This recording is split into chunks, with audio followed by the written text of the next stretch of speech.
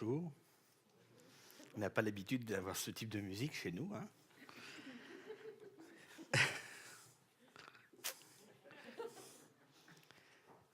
Je vais y revenir sur la musique. En tout cas, bonjour à tous ici, ceux que je n'ai pas vus, et à ceux qui nous regardent en ligne, et ceux qui vont nous regarder aussi en replay.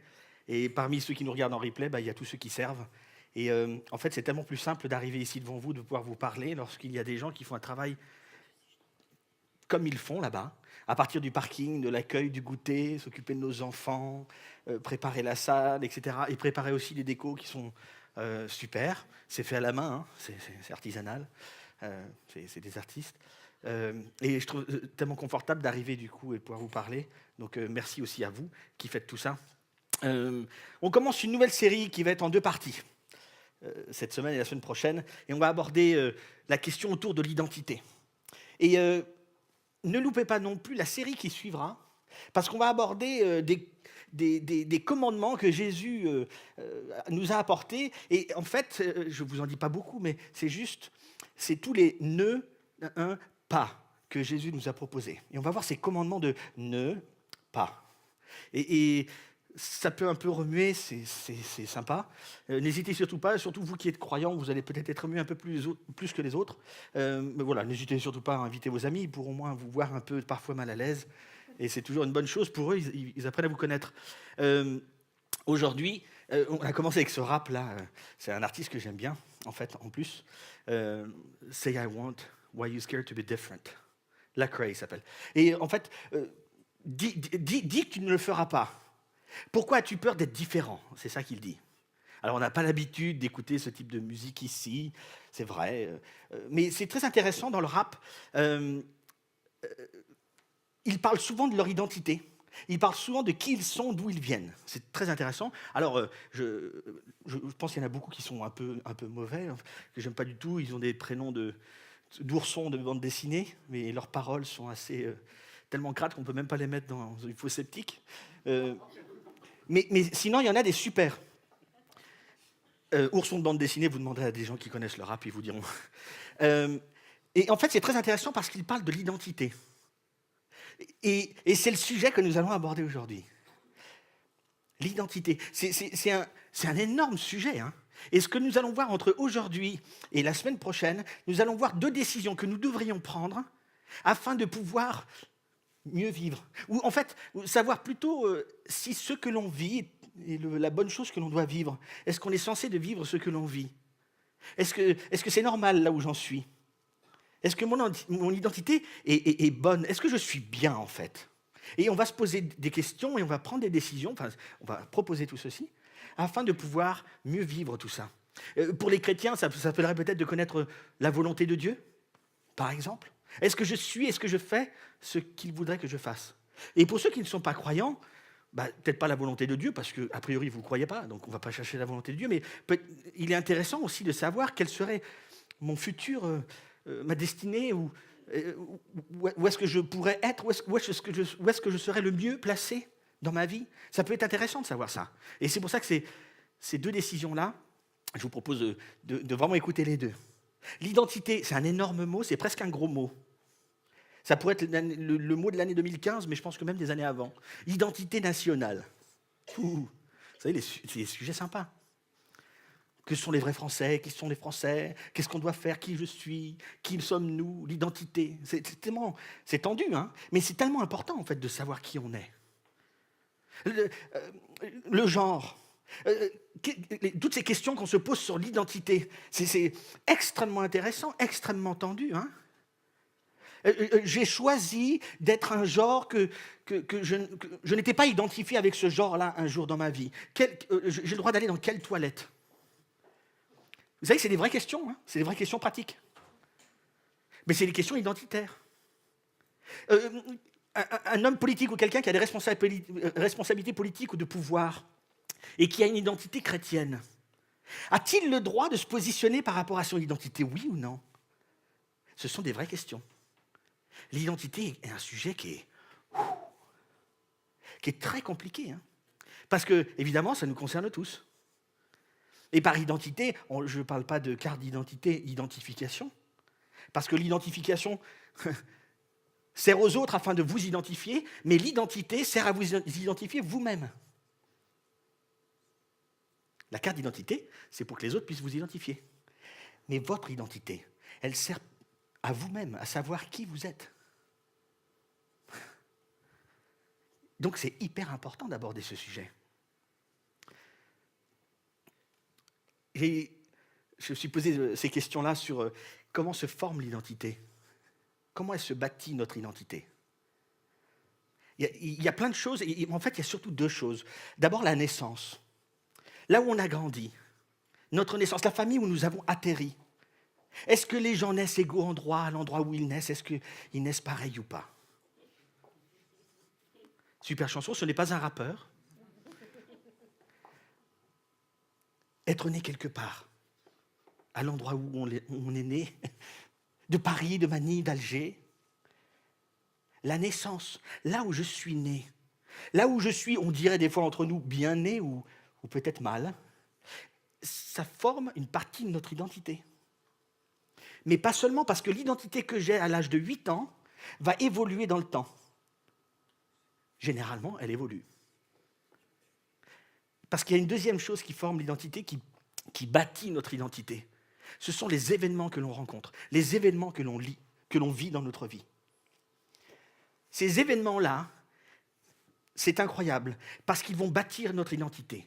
Et là-dedans, au moment où je parle, vous avez dans votre tête plein de choses qui commencent à arriver.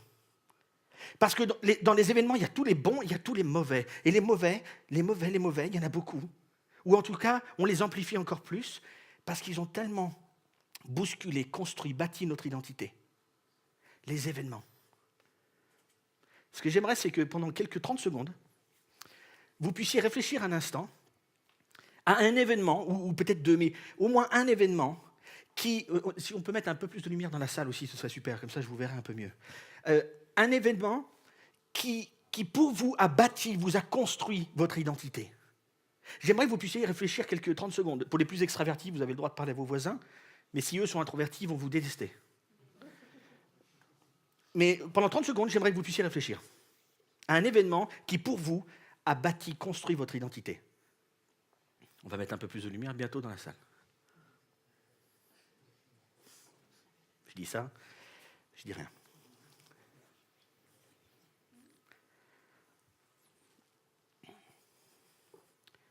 Avant de vous demander à quelques-uns si vous avez envie de nous dire à tous un de ces événements, moi je vais parler d'un événement à moi. À l'âge de 8 ans, j'ai été renversé par une voiture, assez violemment. Elle devait être à 70 km/h facile. Et j'ai passé 1 mois à l'hôpital avec des poids, vous savez, au bout des jambes, tout ça, parce que un peu cassé dans tous les sens. Et après, j'ai passé 5 mois dans un centre de rééducation pour enfants accidentés de la route, à Villiers-sur-Marne, c'est pas très loin. Je ne sais pas s'il existe toujours ce centre, mais en tout cas, il existe toujours. Voilà. J'ai passé 5 mois. Et honnêtement, ces 5 mois, je pense qu'ils ont, dans mon identité, bâti quelque chose. Mon approche des personnes handicapées. Ce manque de pitié, vous savez, je pense une mauvaise pitié que l'on peut avoir vis-à-vis des personnes handicapées. Vous savez pourquoi? Parce qu'on s'est tellement éclaté, on ne s'est jamais vu handicapés les uns les autres. C'est incroyable, jamais. On a fait les abrutis sur les chaises roulantes, sur les brancards roulants.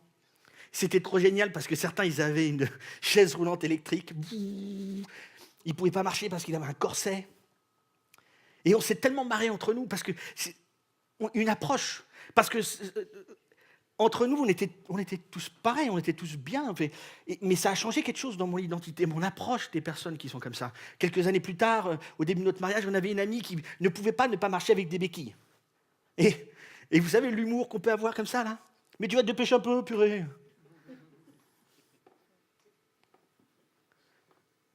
Ou avec une autre personne handicapée. C'est très cher ami. On était au festival de jazz de Marcillac, pour ceux qui aiment le Gers. Il y en a?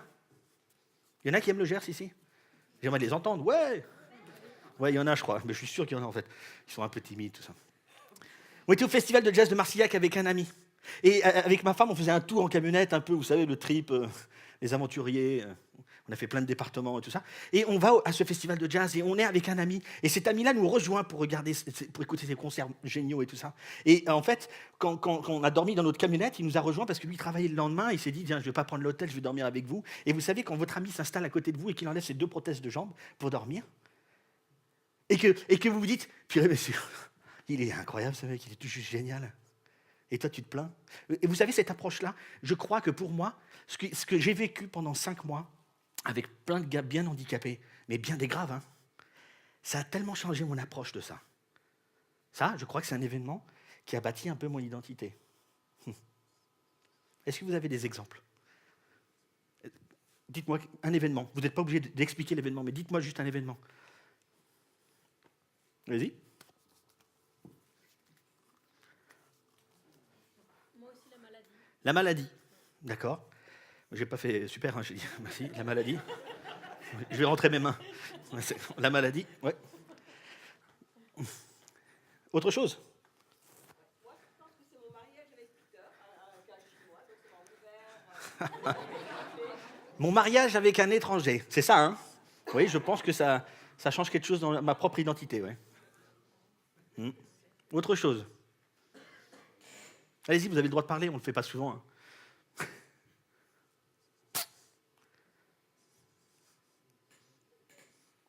Rien d'autre? Soyez pas timide. Hein. À l'enregistrement, on ne voit pas vos têtes.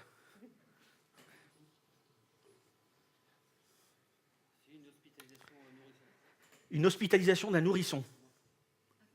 Quand toi, tu l'étais. Ah, ouais. Autre chose?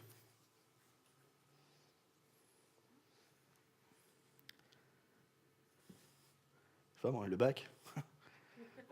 Ça a bouleversé mon identité. La naissance d'un enfant. Bah ouais, globalement, ça bouge. Hein. D'autres choses?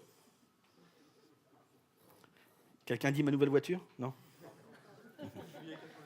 Pardon? Le 12 juillet. Le 12 juillet 98. Effectivement, ça a bouleversé ton identité. Oh purée. Donc pour ceux qui ne savent pas, c'est-à-dire les gens normaux, c'était Coupe du Monde, ça. Une gamelle en vélo, ouais. La question c'est, est-ce que ces événements sont positifs ou négatifs? Vous savez que c'est une vraie question. Est-ce que ces événements sont forcément négatifs ou positifs? C'est une véritable question qu'il faut se poser. Parce que je me demande si ces événements ne sont pas plutôt neutres. Il y a une grande œuvre cinématographique où il y a un moment qui est assez fort quand Maître Wu Guai, dans Kung Fu Panda, répond à son disciple. Son disciple, le panda, vient voir Maître Wu Guai, c'est ça, je crois. Il vient le voir et il lui dit « Maître, j'ai une mauvaise nouvelle. » Et le maître répond « Il n'y a pas de mauvaises nouvelles et de bonnes nouvelles. Il y a des nouvelles. » Alors, vous auriez presque pu entendre l'accent asiatique dans ce que je faisais, mais il n'y était pas là. J'ai trop de respect pour mon beau-père. La manière que nous allons répondre, la manière de répondre à l'événement, c'est ça qui est déterminant.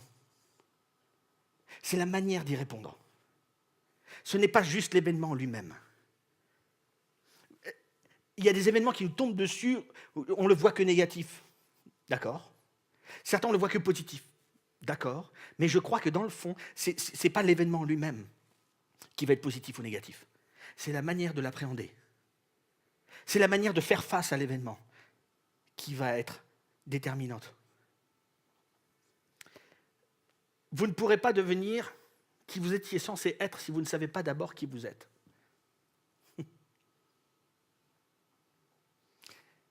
Vous ne pourrez pas être, vous ne pourrez pas devenir qui vous étiez censé être si vous ne savez pas d'abord qui vous êtes. C'est la phrase qui va revenir après, parce qu'elle n'est pas facile à lire comme ça et à l'apprendre par cœur. Mais elle était pire avant.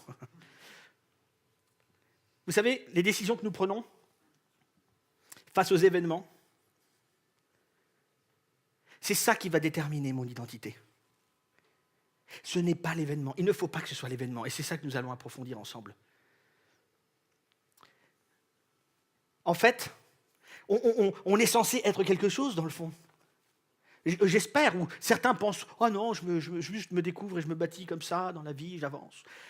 Mais quelque part, on est quand même censé être quelqu'un ou quelque chose, ou faire quelque chose ou pas.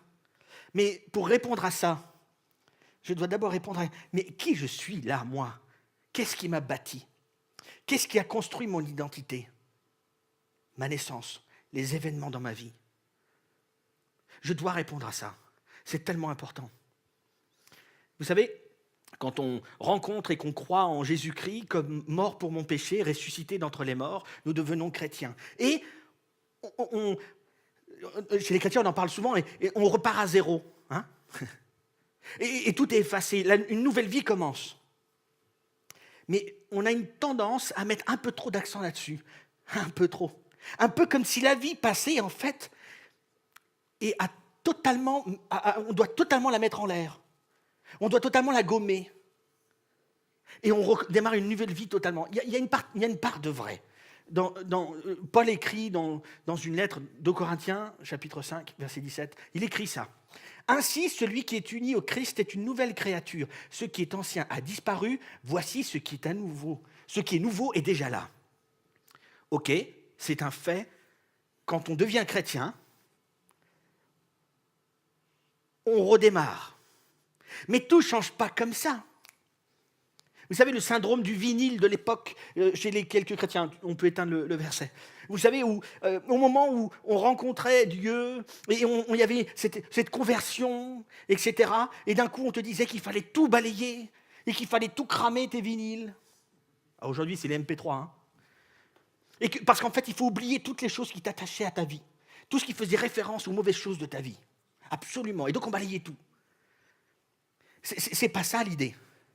Parce que dans le fond, tout ne redémarre pas à zéro. Il y a des habitudes qui ne changent pas. Vraiment, il y a des habitudes qui ne changent pas, même après être devenu chrétien. Il y a des mêmes problèmes. Il y a des mêmes problèmes identitaires qui reviennent de temps à autre. Parce qu'en fait, on ne change pas d'un coup. D'un coup, on ne devient pas une nouvelle personne. Ce n'est pas vrai. C'est progressif. On découvre ceci petit à petit dans la vie. Aujourd'hui, j'aimerais qu'on regarde de plus près un seul petit verset que l'apôtre Paul, c'est quelqu'un qui a rencontré Jésus-Christ une fois dans sa vie et qui l'a rencontré sur un chemin et ça a bouleversé sa vie. Il s'est mis à se mettre un autre référentiel dans sa vie, à le suivre. Et il a écrit plein de lettres, il est allé un peu partout dans les pays pour parler de ce qu'il avait vécu personnellement. Et il écrit au bout d'un moment une lettre à Rome, à l'église de Rome, aux gens de Rome. Et on va aujourd'hui regarder juste un petit verset. Romains chapitre 12, et on va aller au verset 2.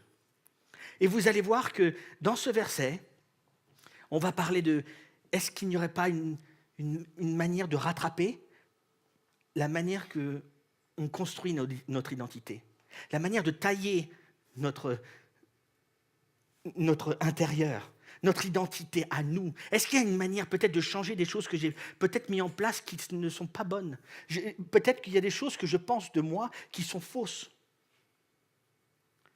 Et Paul nous dit, dans ce chapitre, ne vous laissez pas modeler par le monde actuel. Ne vous laissez pas modeler par le monde actuel. Parce qu'en fait, on va laisser le verset. Parce qu'en fait, il y a des routines, il y a des manières de réagir dans notre monde que l'on applique, des automatismes. Vous savez, parce qu'une chose s'est passée, alors, par exemple, vous regardez un matin Facebook ou Instagram, et vous voyez des photos d'une fête d'amis, et ce sont vos amis. D'accord? Et vous voyez plein de photos de vos amis qui font la fête. C'est un dimanche matin. Samedi soir, vous ne faisiez rien. Vous étiez libre. Votre femme aussi. Et ils font la fête, nos amis. Et là, vous dites, tiens, C'est des amis proches en plus. Ils habitent pas loin. On faisait rien hier. Mais quel est le problème? On n'est pas sociable, on n'est pas aimable, on a fait quelque chose. C'est quoi le problème? Pourquoi nous, on ne faisait pas partie de cette soirée? Pourquoi on ne faisait pas partie de cette fête? Et là, on se pose des questions. C'est un petit exemple, hein, c'est pas grand-chose, mais parce que quelque chose s'est passé, ça doit être vrai à mon propos. Les raisons sont certaines, parce que ça s'est passé. Ça s'est passé, alors il y a quelque chose qui se passe. C'est un automatisme que l'on a de toute façon. On est modelé comme ça, notre monde nous modèle comme ça. Tu as ça parce que, boum, tu n'as pas ça parce que. Et on fonctionne comme ça, et ça fait partie de notre construction d'identité, parce qu'en fait, à force de se dire des choses comme ça, on est en train de bâtir notre identité. Nous ne sommes pas aimables. C'est difficile de m'aimer.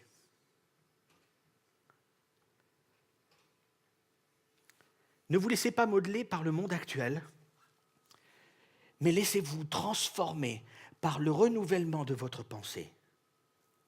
Ne vous laissez pas modeler par le monde actuel, mais laissez-vous transformer par le renouvellement de votre pensée. Il y a plein de mots importants. Cette petite phrase-là est incroyable. Ne vous laissez pas transformer, mais laissez-vous transformer par le renouvellement de votre pensée. Vous savez, on peut reformer ce qui a déjà été formé en nous. Henry Ford a dit que si vous pensez faire quelque chose ou si vous pensez ne pas faire quelque chose, c'est une bonne chose. Vous avez raison. Dans les deux cas, parce qu'en fait, vous avez pensé. Non? Ok. Le mot penser, la pensée, c'est dingue. Je sais, alors, les femmes, vous n'êtes peut-être pas d'accord avec ce que je veux dire, mais il est impossible d'arrêter de penser, même pour nous.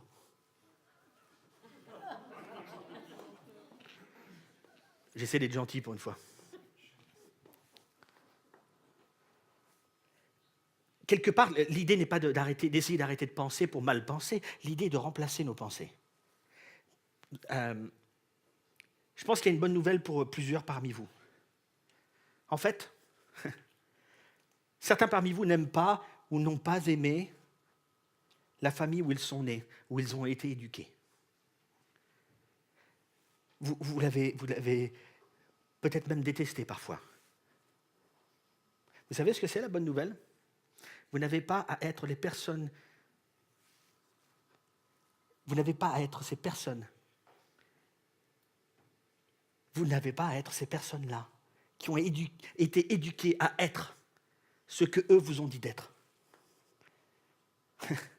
Vous n'êtes pas obligés. Ce n'est pas parce qu'on vous a mis là-dedans et qu'on vous a dit tout ça que vous êtes obligés d'être ce qu'on vous a dit d'être. Certains n'aiment pas les événements qui se sont passés dans leur passé parce que c'était des événements affreux. Une bonne nouvelle. Vous n'avez pas à être ce qu'on vous a fait. Vous n'avez pas à être ce qui vous a été fait. On peut changer ça. Je n'ai pas à être la personne qu'on m'a dit d'être. C'est pas obligé. Pas du tout. On peut transformer ça. On peut reformer ce qui a été formé en nous. Pour expliquer le renouvellement, il y a deux mots. Renouveler égale remplacer. Renouveler notre pensée, c'est renouveler égale remplacer. En fait, remplacer une pensée par une autre pensée. Et cette pensée-là sera bonne.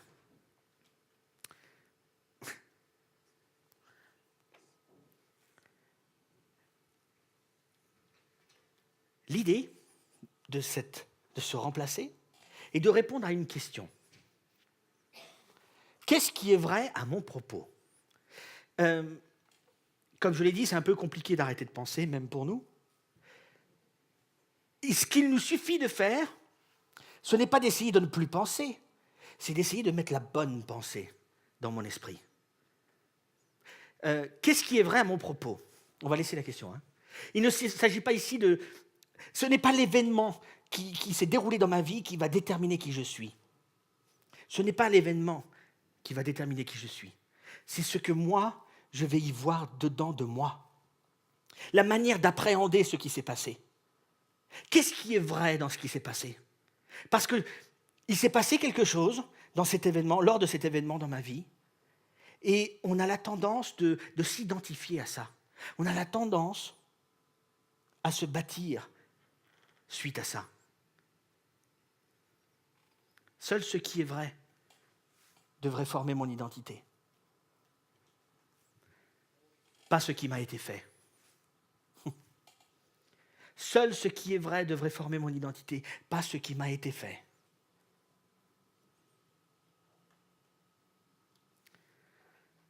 Qu'est-ce qui est vrai de moi? Vous savez, c'est hyper important de répondre à ces questions-là et de voir ça comme ça, surtout pour toutes les personnes qui se sont définies suite aux événements qui leur ont fait du mal dans leur vie. Ce n'est pas ce qui vous a été fait qui doit vous bâtir. Seul ce qui est vrai devrait vous former, devrait former votre identité. Seul ce qui est vrai. Qu'est-ce qui est vrai à propos de vous? On doit remplacer notre pensée par quelque chose de vrai.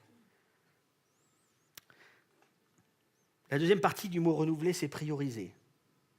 C'est donner de l'importance à. Et là, on va répondre à une autre question. Qu'est-ce qui est le plus vrai à mon propos? Qu'est-ce qui est le plus vrai à mon égard, ou de ce que je suis moi-même, ou de ce qu'on pense de moi? Qu'est-ce qui est le plus vrai? Il y a des choses, en fait, ce n'est pas de dire, oh, il y a des choses qui sont fausses et des choses qui sont vraies uniquement. C'est pas ça. L'idée, c'est aussi de graduer le vrai. Il y a des choses qui sont plus vraies que d'autres. Et surtout lorsque je fais face à des défis dans ma vie, lorsque je fais face à des situations compliquées dans ma vie, ma proposition, c'est de vous dire de vous attacher à ce qui est le plus vrai de vous. Des choses qui vont donner de l'importance. Il faut prioriser. Il faut voir, il faut mettre de l'importance, il faut graduer. Parce que j'ai des forces, j'ai des compétences, j'ai aussi des faiblesses. Et je vais devoir graduer un peu tout ça. Je vais devoir prioriser.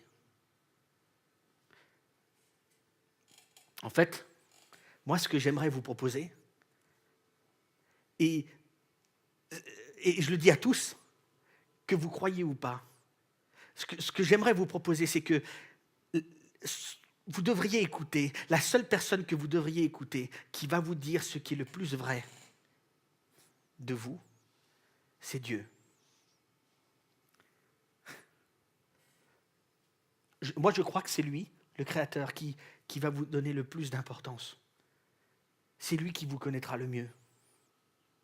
Vous savez, souvent dans des messages, non pas souvent, mais j'ai déjà dit dans des messages, c'est quelque chose que je propose de dire, moi je dis ça à mes filles, et je vous propose, vous, pères, de dire ça à vos filles. Je ne veux pas que mes filles entendent qu'elles sont belles d'un jeune homme de 15 ans qu'elles rencontrent au collège ou ailleurs. Je ne veux pas que ce soit eux les premiers à le dire. Je ne veux pas. Il faut que ce soit moi le premier à le dire. Et plus que ça, je veux qu'elles l'entendent de Dieu lui-même. Je veux que mes filles entendent d'abord de Dieu qu'elles sont belles, qu'elles ont une valeur inestimable, avant qu'elles l'entendent de quelqu'un d'autre qui n'a pas toujours des bonnes motivations. Et je sais de quoi je parle. Mon souhait, c'est qu'elles puissent croire que le plus vrai sur elles, c'est Dieu qui le dit. Même plus que moi. C'est ça que je veux pour elles, pour les futurs choix qu'elles vont faire. Vous devez choisir qui vous allez autoriser de vous dire, la personne qui va vous dire les choses les plus vraies sur vous. Vous devez autoriser quelqu'un. Et cette personne-là, je vous propose que ce soit Dieu, parce qu'il vous donne une valeur inestimable. Et il vous trouve beau. C'est pas physique, hein, c'est pas des lignes. Hein. Il vous trouve beau, il vous aime comme vous êtes.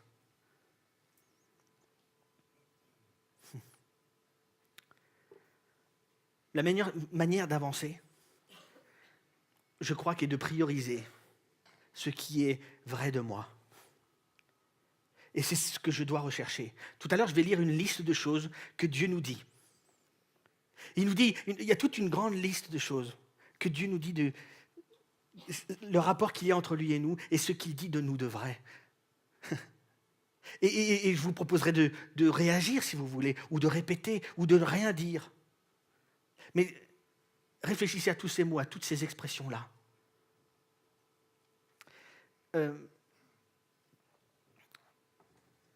Vous devez choisir le fait aussi que vous ne devez pas croire l'événement. Vous ne devez pas croire que l'événement vous a bâti et l'événement vous bâtit. Parce que ce n'est pas vrai.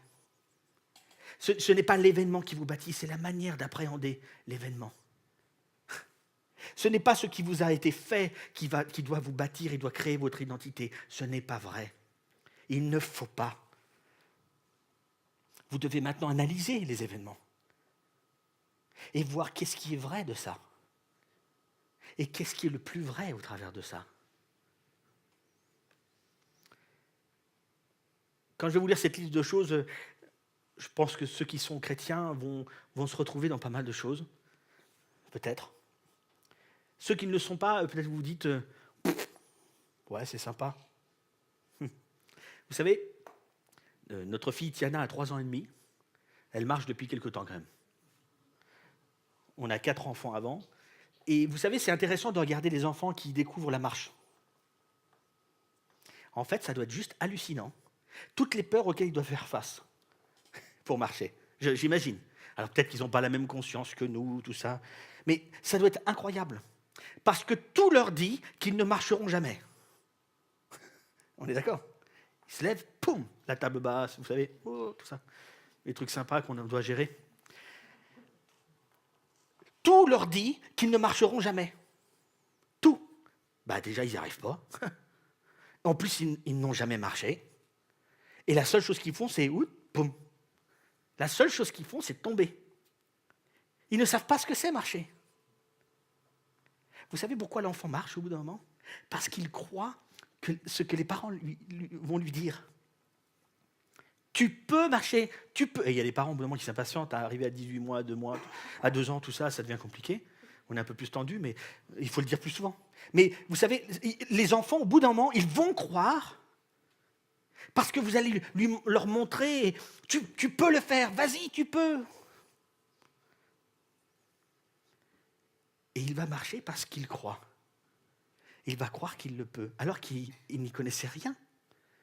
S'il s'était basé que sur les événements de sa courte vie, tous les événements disaient « tu ne marcheras jamais ». Tous les événements du gamin lui disaient « tu ne marcheras jamais ». Regarde, tu ne fais que tomber et tu n'as jamais marché de toute façon. Mais c'est parce qu'il va s'attacher à ce que les parents disent, qui est le plus vrai à ce moment-là pour l'enfant, que l'enfant va marcher.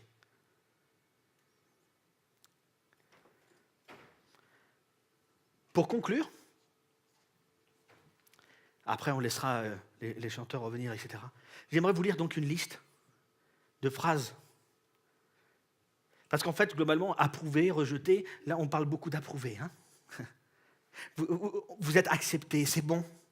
C'est bon. Vous pouvez travailler sur votre identité pour vous accepter vous-même. La série d'avant, on parlait de la grâce, de ce qu'on a reçu, ce que Dieu nous a permis. Venez comme vous êtes, viens comme tu es. Tu es qui? Et si on avait une réflexion sur qui nous sommes? C'est ça la réflexion. Alors, là, il y a une liste qui va s'afficher un par un. Une chose va s'afficher et je vous laisse juste 2 secondes. Vous pouvez soit répéter, soit dire oui, ou soit j'en sais rien. Vous faites ce que vous voulez. Mais l'idée là est de lister une quantité de choses que Dieu vous dit, que Dieu nous dit, et qui sont les choses qui sont le plus vraies sur nous. Et c'est ce qu'il croit, lui, de nous. Première chose. J'appartiens à Dieu. J'ai été choisi par Dieu. J'ai été choisi par Dieu. Je suis une nouvelle création en lui.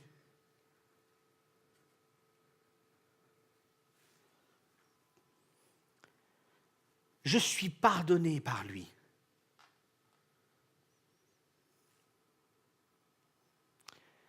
Je suis accepté par lui. Je suis accepté par lui. Je suis en sûreté avec lui.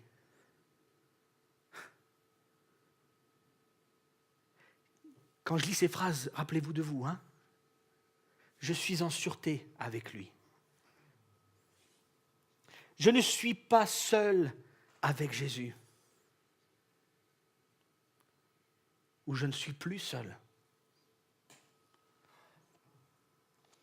Je suis aimé comme je suis, pas comme je devrais être.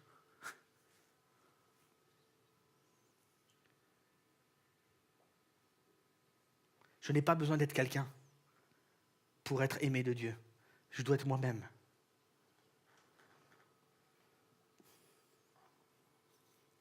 Je suis libéré.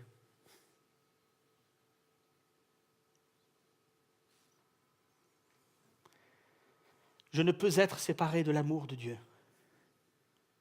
Rien. J'ai été libéré et j'ai été pardonné de mon péché.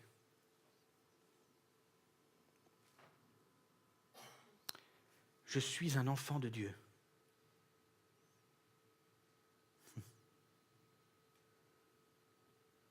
C'est une liste de choses qui sont le plus vraies à votre propos, à mon propos. Alors certaines non, peut-être parce que vous n'avez peut-être pas fait le point, peut-être que vous ne croyez pas, mais ce sont des choses que lui a envie de vous dire parce que lui le croit vraiment. Tu peux être en sûreté avec moi, tu seras accepté, tu n'as pas besoin d'être quelqu'un pour être aimé de moi, sois toi-même. Tu n'as pas besoin de ressembler à ou quoi que ce soit. Sois toi-même. Vous ne pourrez devenir qui vous étiez censé être si vous ne savez pas d'abord qui vous êtes. C'est une chose que vous devez garder aujourd'hui, c'est ça. On a besoin de se connaître. On a besoin de se connaître pour être pleinement qui nous devons être, pour faire vraiment complètement, pour ceux qui sont croyants, être dans ce que vous appelez la volonté de Dieu, ce que nous appelons la volonté de Dieu. Vous ne pourrez pas devenir qui vous étiez censé être si vous ne savez pas qui vous êtes. On a besoin de se connaître. On a besoin de connaître notre vraie identité. Et parfois, notre vraie identité n'est pas celle que nous avons bâtie. Ce n'est pas l'identité avec laquelle nous sommes nés. Parce qu'on peut transformer tout ça. On peut reformer ce qui a été formé en nous par le renouvellement de notre pensée.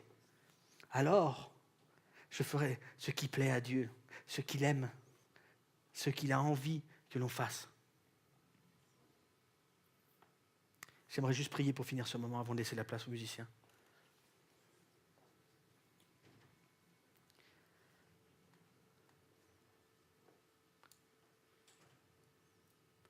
Seigneur mon Dieu, merci pour ces chansons que nous avons eues tout à l'heure. Merci pour ce temps ensemble. Merci pour ces choses que tu nous dis. Merci pour, ces enseignements, ces vérités. Merci pour cette liste de choses qui sont vraies à mon propos. Merci pour cet amour que tu m'accordes, que tu nous accordes. Merci pour la manière que tu nous acceptes tels que nous sommes. Seigneur, que nous puissions peut-être retravailler un petit peu sur notre identité, parce que peut-être qu'une partie de notre identité est basée sur de mauvaises choses. Nous nous sommes définis par ce qui nous a été fait, par les événements. Aide-nous, aide-moi à transformer. Aide-moi à me transformer par le renouvellement de mon intelligence, de ma pensée. Merci mon Dieu encore une fois pour tout ce que tu nous permets de vivre ici. Merci pour nos enfants qui sont de l'autre côté, qui puissent aussi découvrir toutes ces vérités, qui puissent découvrir ce que toi tu penses d'eux, qu'ils puissent découvrir que leur identité est merveilleuse à tes yeux. Tu le dis, tu les aimes, ils sont beaux, ils ont de la valeur pour toi. C'est au nom de Jésus-Christ que je te prie. Amen.